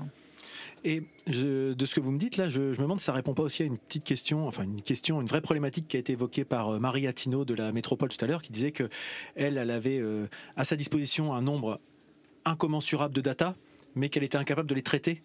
Elle, pour savoir ce qui était à prioriser par rapport à d'autres. Est-ce que, par exemple, les techniques d'intelligence artificielle peuvent aider justement à arbitrer, à choisir, à identifier, à faire émerger des sujets, ou est-ce que, parce qu'on est de plus en plus dans la data, ça on en est sûr, et du coup, est-ce que ça pourrait répondre à ce type de problématique ? Il n'y a souvent pas d'intelligence artificielle sans bonnes données. Donc la question, je pense que dans ce que disait Marie sur scène, on est un peu en amont de ça, on est dans ce qui doit être fait préalablement à toute intelligence artificielle, qui est de recenser la donnée dont on dispose et finalement un petit peu de la nettoyer ou autre. Alors, et puis après, il va y avoir, peut-être ce qui s'y apparente le plus, c'est qu'on commence à avoir des techniques qui vont permettre d'augmenter la data d'une certaine façon. C'est-à-dire, une fois qu'on a fait un peu cette première vision de quelles données on a à notre disposition, quand on a une vision un peu claire de ce qu'on veut en faire,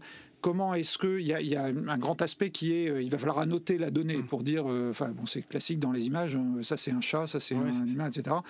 Dans de la donnée d'entreprise, il y a souvent le même process à faire. Il y a une qualification de la donnée à faire et après il y a un travail sur la donnée qui doit être fait pour soit étendre un peu automatiquement le jeu de données sur lequel on va à l'apprentissage ou le rendre un peu plus robuste pour être sûr que justement il soit plus résistant aux biais. Un modèle d'intelligence artificielle, il apprend que sur ce qu'on lui donne, quoi. Et si la donnée, c'est l'exemple que je montrais du tweet, du chatbot raciste lancé par Microsoft. Quand on apprend sur de la donnée qui n'est pas de la bonne donnée, on renforce des biais.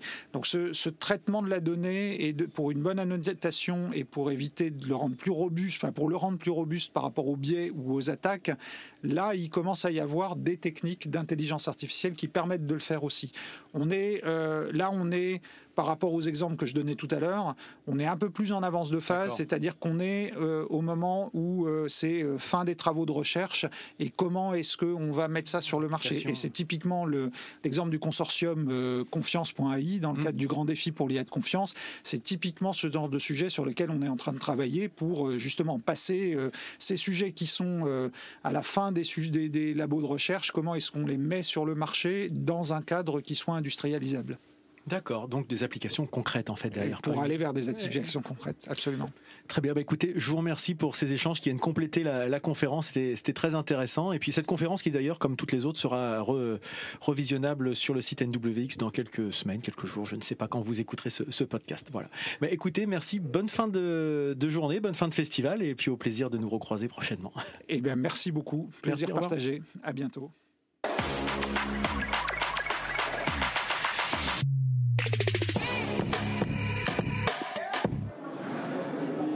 c'est clairement de faciliter tout ce qui est diagnostic sur un organe. Là, dans le cas, c'est le cas d'un cancer du foie. Donc là, il n'y a pas la lésion qui est affichée. Mais si on peut l'afficher. Donc, pour afficher les menus, tu regardes ta main avec la paume. Là, tu as un menu qui va s'afficher. Et avec le doigt de ton autre main, n'importe lequel, tu prends par exemple Liver Anatomy. Et normalement, tu as un petit menu en dessous qui va s'afficher. J'ai fermé le truc. Ouais. Voilà. Et là, tu as lésion, tu fais afficher la lésion. Donc là, du coup, tu peux le manipuler, voir un peu mieux. Du coup, tu peux le voir où est-ce qu'il est localisé. Donc l'intérêt, après, tu peux enlever certaines couches, tu peux enlever les fibres qui sont autour. Donc ça, c'est l'usage vraiment médical du truc. D'afficher les layers. Merci beaucoup. Donc là, on est sur le stand Soprasteria avec Guillaume qui vient de faire une démonstration, comme on peut l'entendre, avec un festivalier qui expérimentait. Ça fait partie des stands qu'on a ici. Et c'est vrai que là, on voit tout de suite la réalité. C'est de la réalité augmentée, de la réalité virtuelle. Qu'est-ce que c'est ? C'est de la réalité augmentée. D'accord. En fait, c'est le principe de HoloLens. En fait, c'est de pouvoir incruster dans la réalité, dans la vue de notre réalité, des images holographiques d'objets 3D. Donc là, typiquement, dans le cas d'Holocare, c'est de faciliter le diagnostic médical sur des cas précis. Donc là, typiquement, là, on était sur un cas d'un cancer du foie où en fait on pouvait modéliser le foie en question du patient, mais aussi la tumeur et pouvoir la cacher, voir ce qu'il y a derrière cette lésion et pouvoir faciliter le diagnostic justement des praticiens et des spécialistes. D'accord, très bien. Donc pour faire un petit peu simple, la réalité augmentée, c'est ce qu'on voit dans Pokémon Go ou des choses comme ça. Si je fais un petit peu c'est-à-dire qu'on vient incruster des images de synthèse sur une réalité qui existe là en fait. Exactement. Alors, c'est un usage un peu trivial que j'évoquais, mais c'est pour le grand public. Mais exactement, c'est clairement d'apposer à notre vision de la réalité des éléments en plus.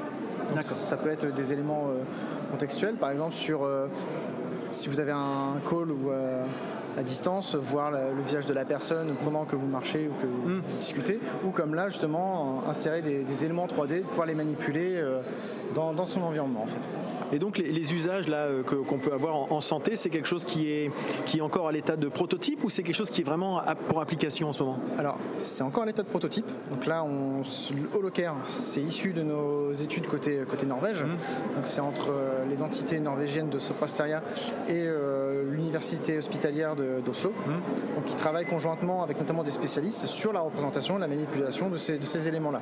Donc là, on est encore à l'état de prototype, mais l'idée, c'est derrière d'accélérer le diagnostic, fiabiliser les futures interventions, de manière à avoir des opérations beaucoup plus précises, beaucoup plus rapides. Et ce qui fait que derrière, d'un point de vue hospitalier, il y ait un gain sur le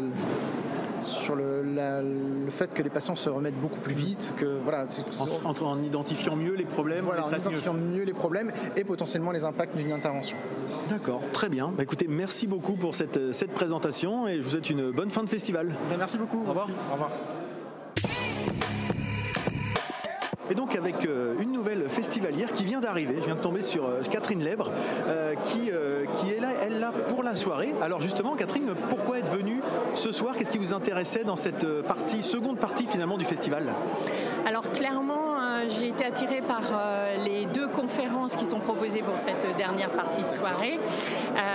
C'est vrai que j'ai trouvé que c'était sympa de pouvoir ouvrir aussi un petit peu plus largement à des personnes qui ne sont pas forcément toujours dans le digital. Oui. Donc ça c'était sympa et puis l'occasion de rencontrer aussi cet écosystème et des personnes qui seront nouvelles, avec qui on peut échanger, avec qui on peut discuter. Donc top. Un côté un peu réseau finalement dans l'histoire. Au-delà du contenu, il y a aussi les rencontres qui peuvent en découler. Tout à fait, c'est tout à fait ça. Donc du réseautage et puis vraiment le fond aussi parce que j'ai vraiment hâte de pouvoir participer à ces deux conférences et d'être à l'écoute. Et donc c'est la première participation au festival de ce que je comprends finalement, parce que d'habitude c'était en journée, donc ça empêche peut-être de pouvoir se libérer.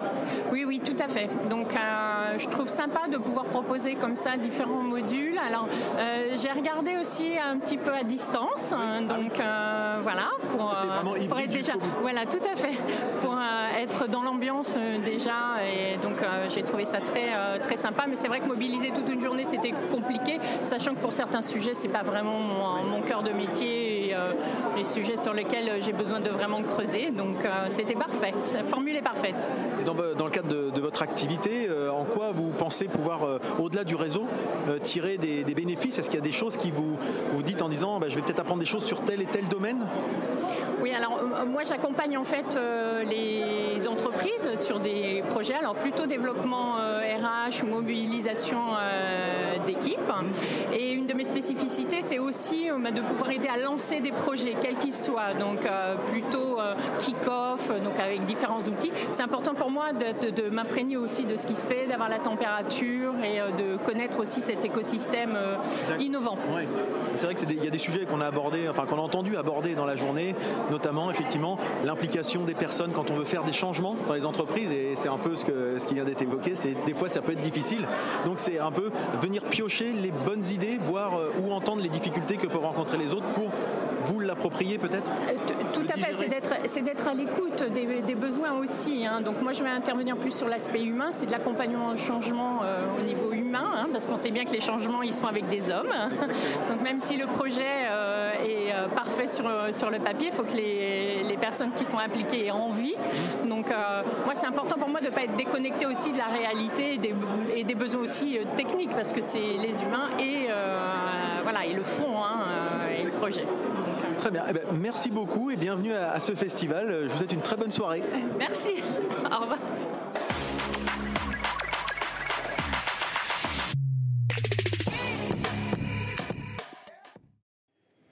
Et nous recevons à ce micro Laura Lange, la maîtresse de cérémonie de cette journée, qui a fait l'introduction, la conclusion et puis les interludes entre chaque conférence. Laura qui fait de la philosophie, qui nous l'a montré, qui a beaucoup une sensibilité qui me parle énormément, parce que ceux qui me connaissent savent que je suis très à cheval sur les mots, sur le sens, etc., sur l'étymologie aussi de ces mots. Et là, ça a été un festival tout au long de la journée avec des rebonds, avec plein de mise en perspective. Et ça a permis l'approche consciente finalement, puisque c'était le thème de cette journée. Alors après cette introduction qui n'engage que moi, je vais laisser Laura se présenter elle-même pour voir si effectivement c'était le but recherché. Et comment s'est passée cette journée pour toi, Laura? Merci pour l'invitation. J'étais honorée déjà d'introduire l'événement, de le conclure et puis d'animer. C'est pas un exercice que j'ai l'habitude de faire, et du coup c'est vrai que j'ai trouvé appréciable de pouvoir à la fois partager mon amour de la philosophie, mais aussi des mots, parce qu'effectivement pour déjouer les choses, si on joue sur les mots, en jouer ça peut parfois aider, et c'est pas juste du jeu de forme pour la forme, c'est que je crois que ça se fait au service du fond, et que parfois une formule peut réveiller les choses ou inviter à s'en rappeler. Et c'est vrai qu'aujourd'hui, sur le thème de la conscience, il y avait quand même matière à pouvoir avancer.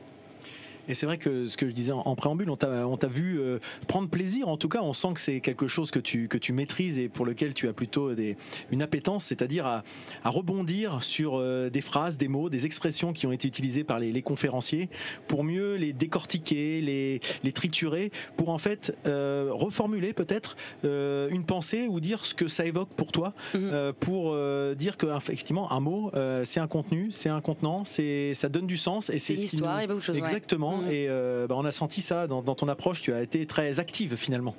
Écoute, merci. C'est vrai que, en tout cas, je dis souvent que je fais de la philosophie plutôt que je ne suis philosophe, parce qu'il y a une démarche active que je trouve intéressante.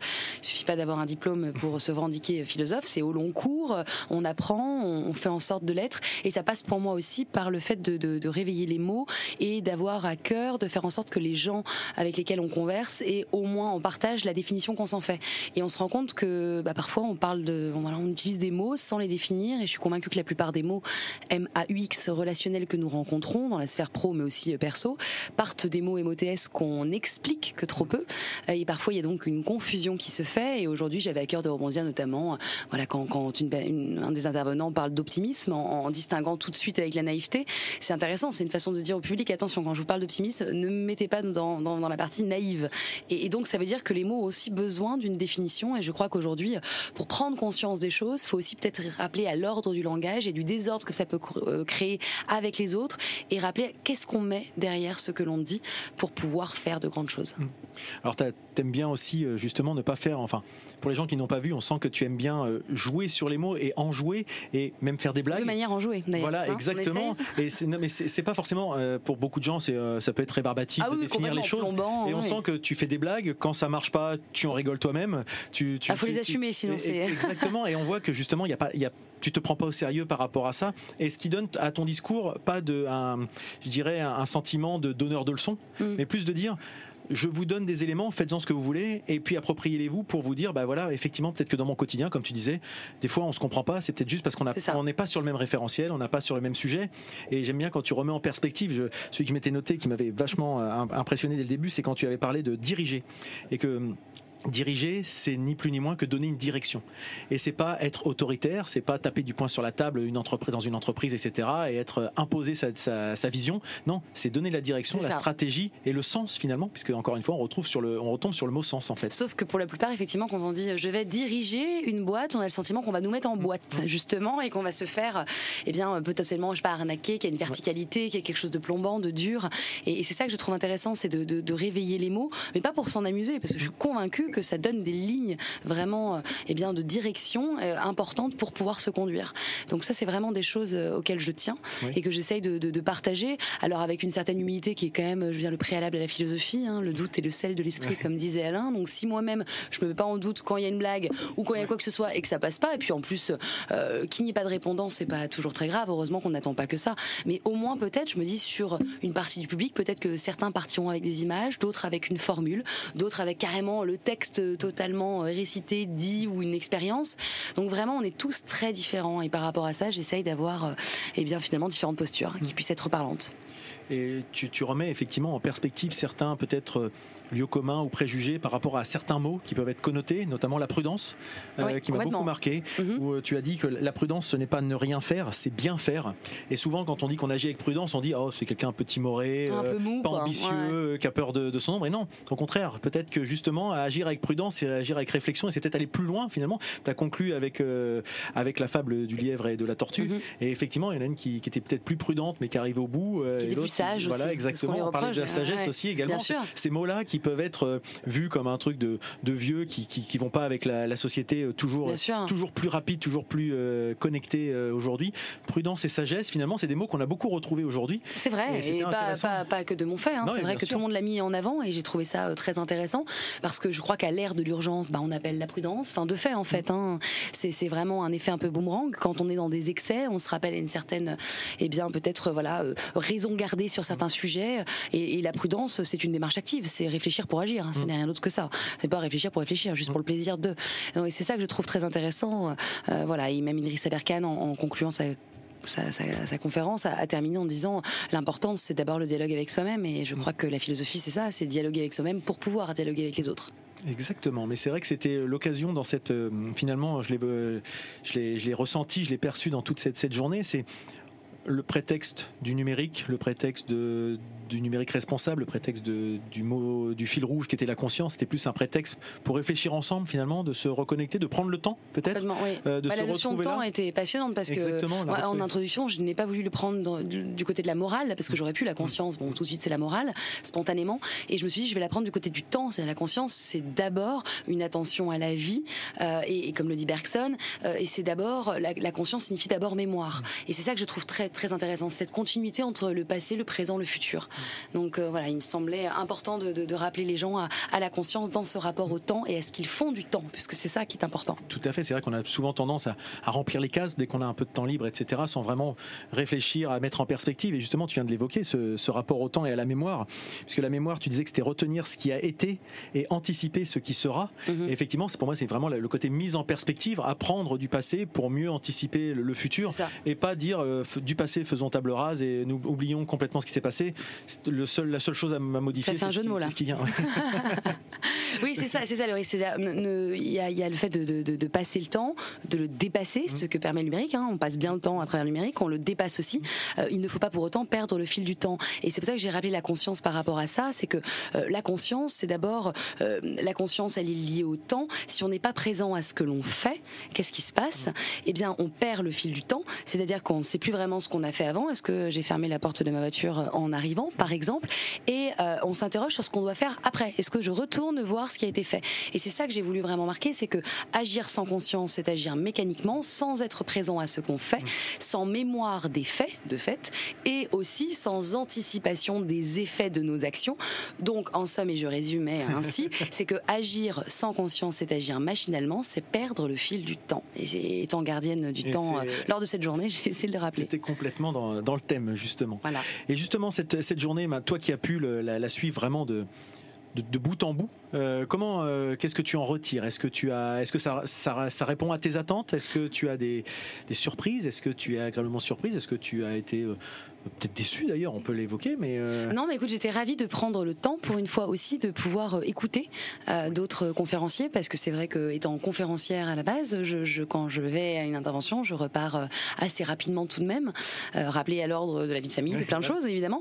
Donc là c'était aussi l'occasion de pouvoir écouter, d'avoir une palette de couleurs d'intervention que je trouve très intéressante, de pouvoir repartir avec un tableau qui est le mien du coup, parce que c'est très relatif, chacun a son avis, mais je repars quand même avec une expérience, et là on va terminer d'ailleurs et conclure, et il y a une autre intervention que je suis d'ailleurs ravie d'écouter aussi, et j'aurais pris, je peux le dire en tout cas aujourd'hui, le temps, donc il y aura une certaine forme de cohérence sur cette journée. C'est une très belle conclusion, Laura, et comme la journée a été très longue, je ne te retiens pas plus longtemps, je te remercie, je vais te laisser profiter de la fin de ce festival. Merci. À bientôt. Au revoir.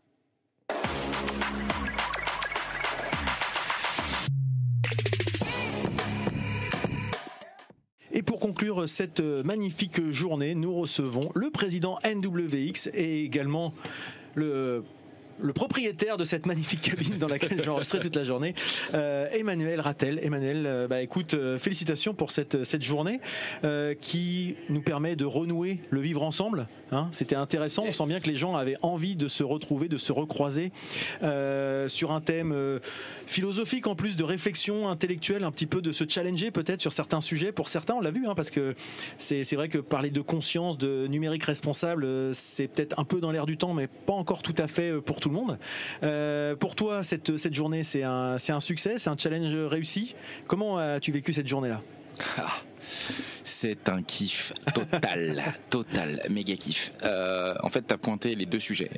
On avait deux enjeux, faire réfléchir les gens, ça c'est l'ADN du Summer Festival. On est là pour amener, on n'est pas là pour donner la bonne parole.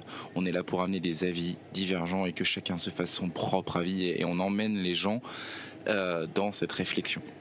À côté de ça, il y avait un enjeu humain. Se retrouver, échanger, etc. Et ça, c'est magique parce qu'en fait, on l'a vu dès ce matin. En fait, je crois que les gens, ils sont arrivés dans cet état d'esprit d'avoir envie de profiter, voilà. Et du coup, ça rend cette journée magique. J'ai beaucoup de retours déjà. Il est, je sais pas, il est 19h, 19h15. Voilà. 20h, pardon. 20h et je suis inondé de messages qui saluent la prog. Le niveau des intervenants, c'est l'un des meilleurs, je pense, en termes de programmation. Donc ça, contrat rempli. Et puis quand je vois les sourires, quand je vois les bananes, quand je vois les câlins, contrat rempli. Ouais, non mais on le voit bien, et c'est vrai que il y a eu déjà affluence. C'est-à-dire que ça aurait pu être un risque finalement de se dire, est-ce que les conditions restent quand même encore précaires pour certaines personnes qui ont encore du mal à sortir. On voit les cinémas refont pas plein, etc.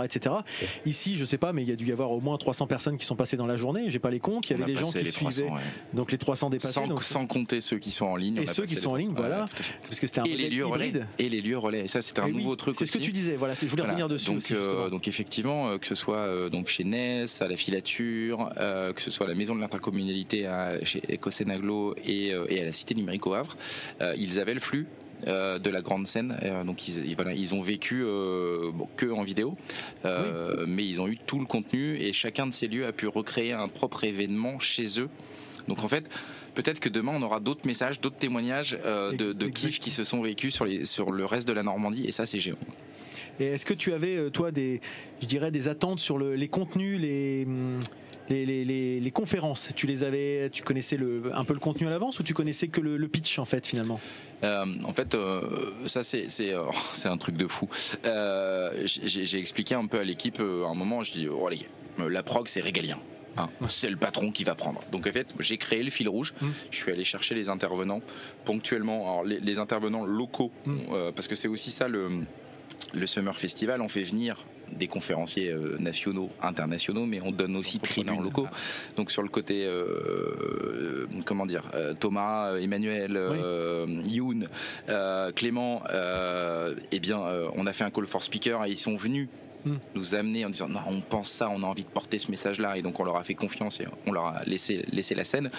Sur les nationaux et internationaux comme Idriss, le job c'est de créer un fil rouge, d'essayer de créer une cohérence, une montée en puissance et aussi d'amener de la contradiction. Donc tout ça, pour répondre clairement à ta question, j'ai passé entre un quart d'heure et 1 heure avec chacun pour dire voilà, le brief c'est ça, vous avez carte blanche. Maintenant l'esprit il est là, essayez de rentrer dans ce cadre et puis faites-nous rêver quoi.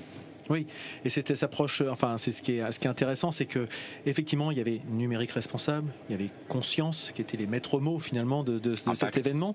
Mais on a abordé des sujets un peu divers justement. C'est ça qui est intéressant, c'est que on s'est aperçu qu'on a parlé aussi pas mal de comportement humain. On a parlé de société, du vivre ensemble. On l'évoquait là, mais aussi finalement dans le travail au quotidien, parce qu'on se rend compte que les outils ne restent que des outils. C'est souvent ça, c'est mon maître mot, mais les outils ne restent que des outils. Ce sont des personnes après qui en font ce qu'ils du bien ou du mal, enfin sans mettre de morale ou d'éthique ou quoi que ce soit derrière.